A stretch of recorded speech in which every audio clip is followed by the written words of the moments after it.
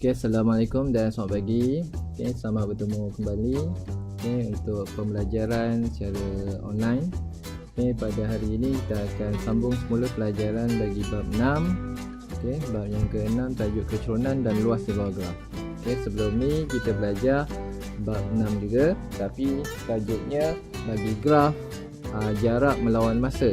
Okay, untuk kali ini kita akan belajar bagi graf laju melawan masa. Okay, graf laju melawan masa, okay, dia juga dia ada dua paksi, menegak dan juga melintang. So, graf laju melawan masa, yang menegak ni mesti laju, okay, laju, dan masa ni pada paksi melintang. Okay, laju ni kita boleh gunakan dua jenis unit. Dia ada dua jenis unit. Yang pertama kita gunakan unit meter per saat. Meter, kalau saya tulis macam ni maksudnya meter per saat. Tebal sangat.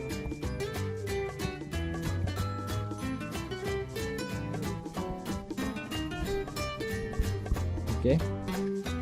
Ataupun ni meter per saat, ataupun kita boleh guna kilometer sejam. Okey. Ni kilometer jam kuasanya 1 tu maksudnya kilometer sejam. Ini biasanya unit yang kita nampak pada meter, speedometer kereta atau speedometer motor. Nombor yang ditunjukkan pada speedometer tu adalah dalam unit kilometer sejam. Dan 1 jam kita boleh gurak berapa jauh. Itu laju dia. Okay. Masa pula kalau dalam unit meter per saat, masa dia mesti ikut yang unit per saat tu. Okay. Jadi unit dia saat. Okay. Kalau kita guna kilometer sejam, kita kena guna unit jam. Faham Okey. Tapi untuk kali ini, untuk permulaan, saya fokus pada meter per saat dulu. Okey. Dia tak boleh dua unit dalam satu masa. Okey. Dia kena ada satu je. Okey, meter per saat dengan saat. Faham Okey. Di bahagian bawah paksi ni, okay, dia ada bahagian bersilah ni. Okay, ni starting dia, lajunya kosong. Laju kosong maksudnya laju sifar. Bila laju sama dengan sifar, okay, bermaksud dia tidak bergerak, okay, ataupun dia pegun. Okay, tak bergerak. Comot lah kalau buat kat situ. Kita tengok lain. Dia tidak tak bergerak.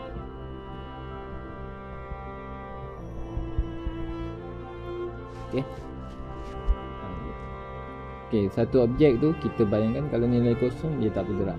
Okey, kalau kita tolakkan objek tu, dia mula bergerak. Okey, katalah dalam masa, okay, dalam masa ni saat, dalam masa 1 saat. Okay, kita buat 3 bahagian. 1 saat. Okay, ni contoh je. Ni 1 saat, ni 2 saat, ni saat 3. Okay. Okay, dalam masa 1 saat dia bergerak dengan kelajuan, contoh je. Okay, katalah 10. 10 ni apa? 10 meter per saat. Okay, contoh. Jadi kalau dia bergerak dengan kelajuan ni, okay, kita boleh, okay, saya sekarang nak lukis graf macam ni. Okay, masih terus koordinat. Dalam 1 saat dia bergerak 10. So, kita gunakan pembaris, sambungkan ini. Awak, ni asas untuk membuat, untuk pelajaran graf. Bila membuatkan graf ni, kita bukan saja kira graf ni, kita kena tahu lukis graf. Soalan kebat dia nakkan kita tahu banyak perkara, daripada konsep asas sampailah yang advance.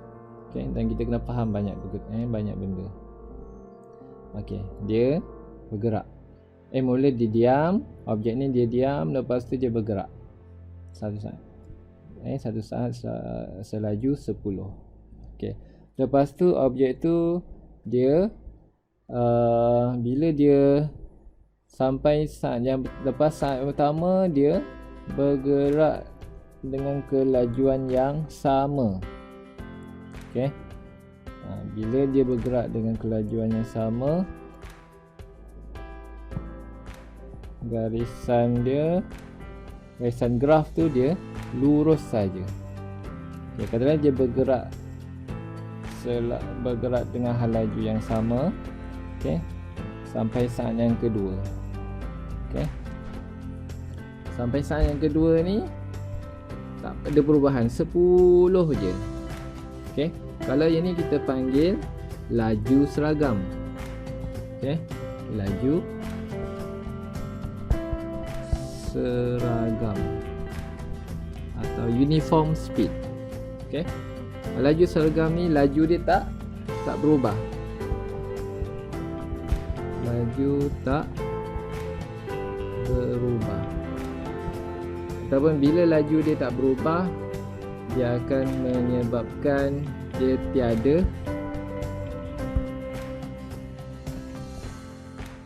pecutan. Dia tak memecut. Apa dia pecut? Tiada pecutan. Maaf tulisan cikgu ni tak berapa lawa. Tapi muka cikgu lawa lah. Okay, tiada pecutan. Kalau yang mula-mula tadi daripada kosong, okay, daripada kosong ke 10, okay, dia berubah. Dia bergerak pada kosong ke 10, dia berubah. Yang kat sini ada pecutan. Okay, yang ni ada pecutan.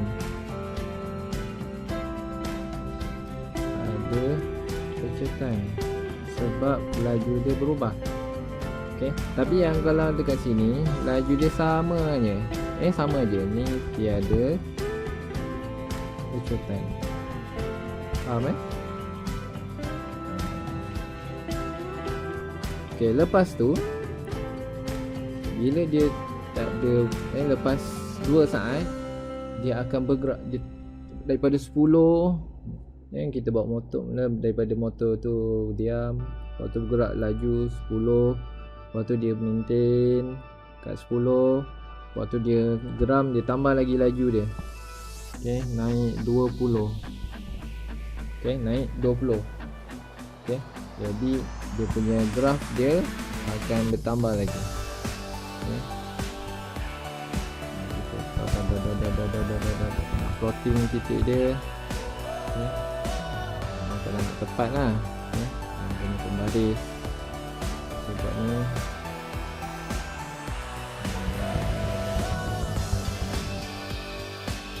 Okay, dia jumpa kat sini. Okay, jadi lepas 2 saat habis, okay, sampai saat yang ketiga dia bergerak laju. Tambah lagi laju. Tak tepat. Salah.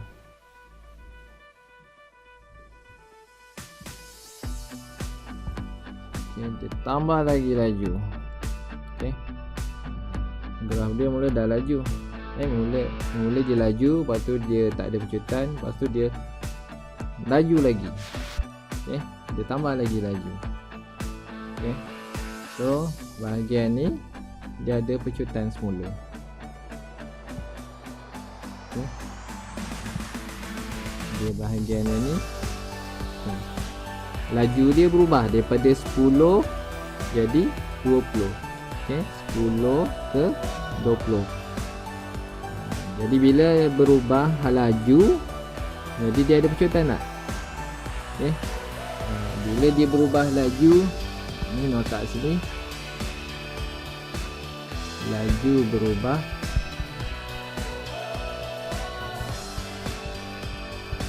maksudnya dia ada ada pecutan. Okay. Jadi 3 perkara ni, okay, awak kena ingat. Bila lajunya kosong, dia pegun, dia tak bergerak. Lajunya kosong, dia tidak bergerak. Bila dia lajunya seragam, okay, dia ni laju ni tak berubah, jadi tiada pecutan. Tapi kalau laju dia berubah, dia mengalami pecutan. Jadi kat sini ada 2 kes yang mengalami, ada 2 bahagian, ada 2 tempat, okay, yang dia mengalami pecutan. Okay, faham inilah situasi yang kita kena faham daripada graf laju lawan masa. Okey, tambahan lagi sikit. Okey, ada nama lain bagi pecutan. Pecutan juga dikenali sebagai, tak lawan pecutan ni, dia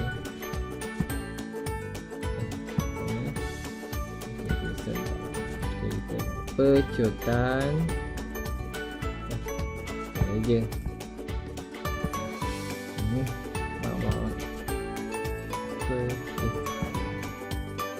Mana saya ni?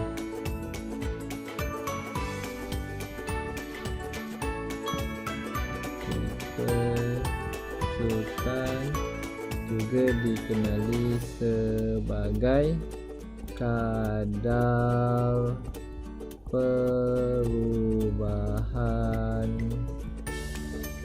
laju. Kadar perubahan laju terhadap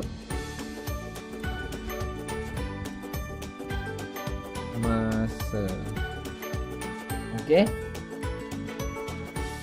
Jadi untuk graf laju lawan masa ni ada satu lagi formula yang kita kena tahu, iaitu formula pecutan. Apa dia formula pecutan? Pecutan bersamaan dengan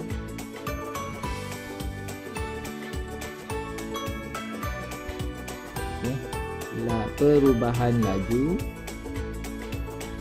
Dia bukan laju je, perubahan laju bahagi dengan masa. Masa berapa lama dia berubah laju tu. Okey. Ini formula yang kita kena ingat. Okey. Contoh, kita nak kira, kalau pelajaran yang lepas, yang ni kita sebut sebagai ni 0 hingga 1, sebut 1 saat pertama. Yang bahagian belakang ni, kalau kita kira daripada 3 pergi ke 2, bukan 2 hingga 3, 3 ke 2, kita sebut 3 dengan 2 ni beza dia 1 saat. So kita sebut 1 saat terakhir. Okey. 1 saat pertama dan 1 saat yang terakhir. Kedudukan dia pertama ni yang depan. Okey, daripada 0 ke 1. Kalau terakhir kita baca daripada belakang ke depan. Kita balik arah dia. Okey. So, macam mana nak kira pecutan bagi graf yang ada pecutan ni? Ada 2 tempat ni. Okey, berapa pecutan dia? Sama ke? Okey. Jadi pecutan dia kita gunakan formula ni untuk katalah soalan berapakah soalan dia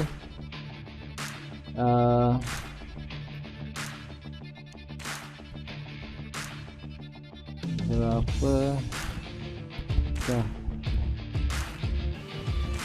pecutan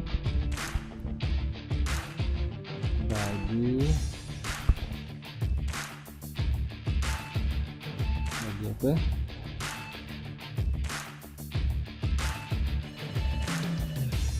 Lagi pada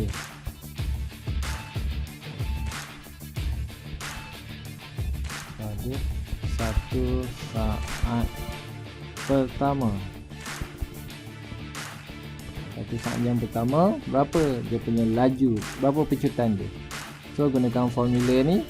Okay, kita jawab guna formula pecutan sama dengan perubahan laju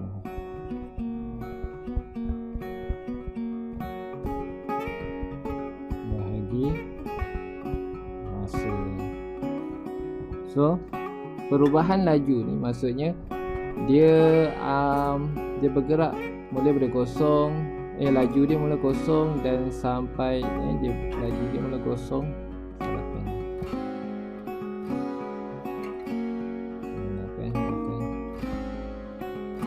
Mula kosong, lepas tu dia naik sampai 10.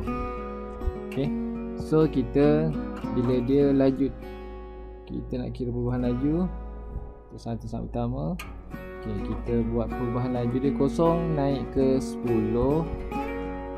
Jadi kita beza dia, kita buat 10 tolak kosong. Okay, sebab kosong naik ke 10. Masa dia pula daripada kosong naik ke 1. Ataupun kalau kita nampak dia tulis 1 saat pertama, bawah dia mesti 1. Okay, ataupun kita boleh buat 1 tolak kosong.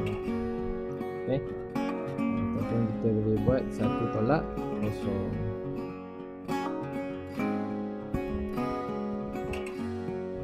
So, berapa jawapan dia? Mudah je, 10 per 1 ataupun sama dengan 10. Okay, unit dia, kalau ni meter per saat, dia jadi meter per saat kuasa -2. Okay, tapi dalam biasa tak payah tulis unit.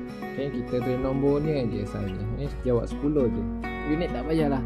Okay, sebab dalam soalan dia dah tulis berapakah pecutan pada 1 saat pertama dalam unit meter per saat.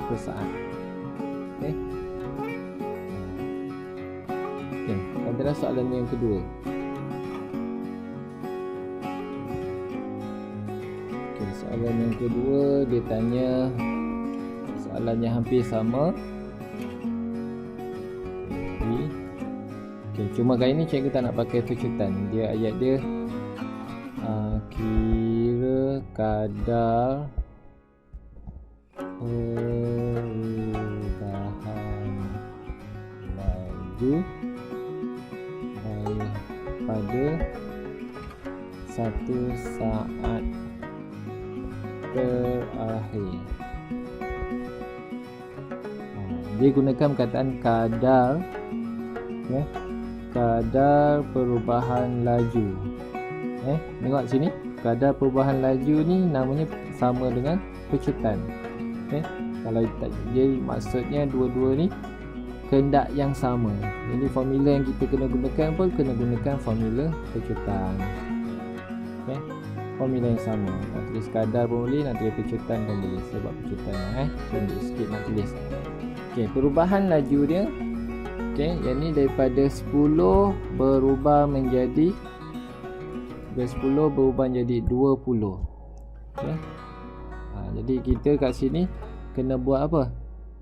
Tak boleh 10 tolak 20. Kita buat yang perubahan daripada 10 ke 20. Jadi beza dia, perubahan laju dia, okay, 20 tolak 10. Jangan buat 10 tolak 20 sebab dia kita dengar yang akhir. Yang akhir letak dulu, yang ni yang awal. Laju awal akhir tolak laju awal. Bagi masa dia 3 pun sama. Masa akhir tolak masa awal. Masa akhir dia 3 tolak 2. Tapi kalau dia ni 1 saat akhir, bawah ni mesti confirm jadi 1 juga. 3 tolak 2 memang jadi 1. 20 tolak 10, 10. Ni 1.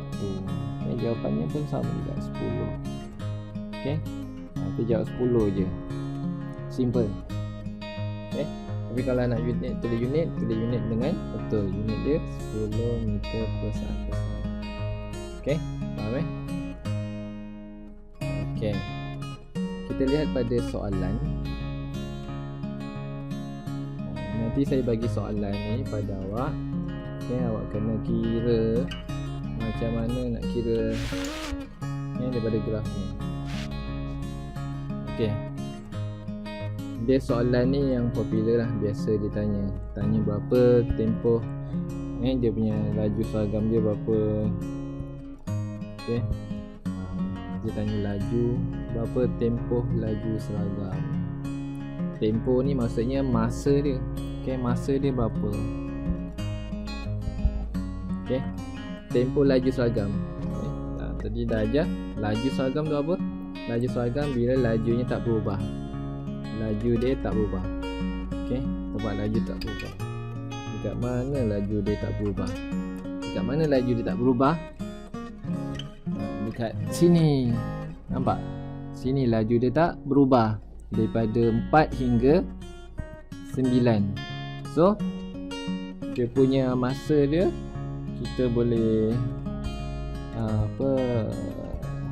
buat dengan operasi tolak. 4 hingga 9 tu kita kena cari beza dia berapa. Okay, jadi jawapan dia 9 tolak 4 sama dengan 5 saat. Nak pilih 5 pun boleh, 5 saat pun boleh. 5 sahaja boleh atau 5 saat pun boleh. Okay, tu je. Okay, kadar perubahan laju. Dia tanya kadar perubahan laju. Ni pecutan lah. Yang soalan C pun tanya kadar perubahan laju, tapi dia beza dekat sini 4 jam pertama. Soalan B 4 jam pertama, soalan C 3 jam terakhir. So, gunakan formula pecutan sama dengan perubahan laju. Okay, perubahan laju bahagi dengan masa. Okay, untuk soalan yang pertama, soalan B, kita akan fokus pada bahagian 4 jam yang pertama. 4 jam pertama ni kawasan dia. Okay, dia daripada 0 hingga 27. Kemudian masa dia daripada 0 hingga 4 jam. Okay, sini nak buat. Okay, formula tadi, pecutan sama dengan perubahan laju. Kita ambil yang 0 tolak 27 ke 27 tolak 0. Pandai. Kita ambil yang akhir je. Yang akhir ni 27. 27 tolak 0 bahagi dengan masa yang akhirnya 4. Dia mula dengan 0. Jadi 4 tolak 0. Berapa jawapan dia? 27 bahagi 4. Tekan kalkulator. 27 bahagi 4 dapat 6.75. 6.75. Okey, faham Okey, kadar perubahan. Soalan C pula. Kita pergi soalan C. Okey, dia nak 3 jam yang terakhir. 3 jam terakhir yang mana? Yang belakang ni, 12 hingga 9. Kira belakang ni. Ini graf dia kat sini. Okey. Jadi dia okey, dia dah 3 jam terakhir, dia dekat sini 27 ke 39. Okey, 27 ke 29. Masa dia 9 ke 12. Kita ambil yang terakhirnya. Masa laju yang terakhir dia 39. Okay, 39 tolak dengan akhir dia yang awal dia 27. Masa dia pula yang terakhir masanya 12. Awal ni tolak dengan 9. Okay, so 39 tolak 27 dapat 9 tambah 3, 12. Okay, 12 tolak 9, 3. So, berapa laju dia? 12 bagi 3 dapat 4. Okay, laju dia 4. Okay, tengok jawapan B dengan jawapan C tak sama kan? Yang ni 6.75. yang akhir 4, mana yang lebih laju? Yang 4 jam pertama ke 3 jam yang terakhir? 4 jam yang pertama lebih laju, dia bawa laju. Okey. Yang ke akhir ni 3 jam terakhir ni dia bawa perlahan sikit, 4 km per jam prosedur. Dia graf pun kita tahu kalau dia makin ke bawah dia kurang pelan. Dia pecutan dia kurang. Yang ni dia pecut. Okey, soalan D. Ni saya belum ajar. Purata laju keseluruhan. Okey, untuk soalan D dia ada satu lagi. Ada teknik yang saya kena ajar. Kita akan fokus sebentar lagi. Okey. Boleh jawab soalan A, B, C dahulu. Okey. Cuba jawab soalan yang lain. Okey. Soalan untuk hari ni, soalan yang kedua untuk hari ni, kita akan pelajari macam mana nak jawab soalan yang tadi ni. Okey, soalan purata laju. Soalan purata laju keseluruhan. Okey. Kita akan sambung pada pada minggu depan, okey, untuk mengira purata laju keseluruhan. Okey, sebab dia ada teknik yang tersendiri. Okey, kita gunakan luas di bawah graf. Kita kena kira luas. Okey. Ni sebagai intro je lah. Siapa yang dah pandai dia tak ada masalah, boleh buat terus. Yang belum mahir, okey, buat yang soalan yang bentuk yang tanya tempoh, laju seragam, kadar perubahan laju. Dua tu dulu. Kalau nak kira purata laju, okey, intro dia kita kena kira luas di bawah graf. Ni ada bentuk segitiga, ada bentuk segi empat, okey. Ada bentuk trapezium. Okey, ni 3 bentuk yang sangat popular ditanya dalam kiraan purata laju. Okey. Katalah segitiga saya buat warna kuning. Kalau segi empat warna biru, trapezium warna hijau. Untuk graf ni kita belajar warna dulu. Kalau yang ni graf dia bawah dia ni bentuk apa? Yang soalan nombor 2. Soalan nombor 2 yang bahagian 5 saat yang pertama ni dia bentuk trapezium. Jadi saya trapezium warna hijau. Di bawah graf ni, Yang ni segi yang kedua 5 hingga 11 saat dia segi 4. Jadi saya color warna biru. Kali-kali.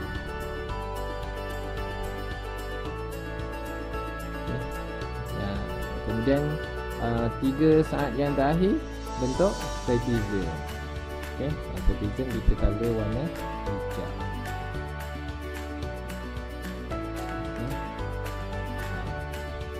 Ada graf dia ada 2 bentuk je, ada graf yang ada 3 bentuk.